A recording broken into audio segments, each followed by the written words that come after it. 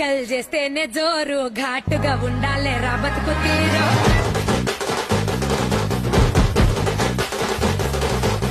నల్లి బొక్కలు చూస్తే హుషారు ఏం తింటావు రా ఉప్పు లేని పప్పు షారు కోసి గొంగడి మా కట్టు బొట్టు ఎట్లయితే గట్లయితే చూసుకుందాం పట్టు అమ్మలి గట్క మాది రాసా పుటక పూట పూట మాకే దసరా బ్యాంక్ దోస్తా